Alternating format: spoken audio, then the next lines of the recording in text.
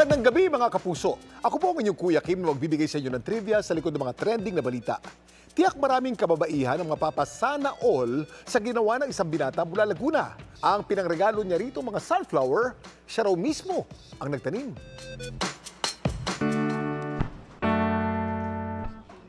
Ang love language daw ni Mel, gift-giving. Kaya para sa birthday ng kanyang nobyang si John Carril, may namukadkad siyang bright idea. Favorite po niya yung sunflower. That's why, yun po talaga yung naisip ko na regalo para sa kanya. At para daw mas maging espesyal ito, ang sunflower na kanyang bibigay, hindi niya bibilhin sa flower shop, kundi... Naisip ko magtanim ng sunflower. At dahil magtanim ay di biro, 2 buwan bago ang birthday ni John Carril, si Mel naghanda na. Nagsimula ako ng mag-research kung paano talaga magtanim ng sunflower. And then, bumili ako ng mga seeds. Tapos, tinanim ko po sila, isa-isa, dun sa seedling tray.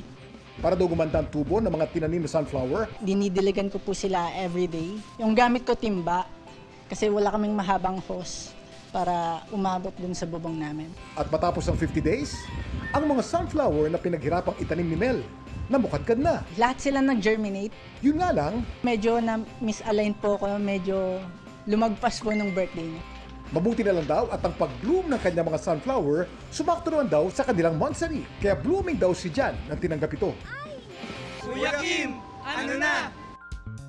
Ang mga tao may natural na talento sa pagtatanim gaya ni Mel, sinasabing may green thumb daw. Hindi pa tukoy ang eksaktong pinagmula ng idiomatic expression na ito, pero may mga teorya na ugat daw ito kay King Edward I ng England. Sa sobrang hilig kasi niya kumain ng green peas, buong araw niya pinagbabalat ng gisantes ang kanyang mga trabador. At ang may pinakaberde mga daliri sa kanila kakabalat ng green peas, bibigyan niya ng gantimpala. Ang sunflower plant naman, natibo nagmula sa North America. Sinimulan nito i-cultivate 8,000 years na ang nakakaraan. At dinevelop ito ng Native Americans bilang food source. Opo, kinakain ang halamang ito. Katunayan, mula sa sunflower plant, maaaring gumawa ng sunflower oil at butter. Maliban naman sa mukhang araw, ang mga dilaw o talulot o petals nito. Alam niyo ba ng isa pang rason kung bakit pinangalan ng sunflower ang halamang ito?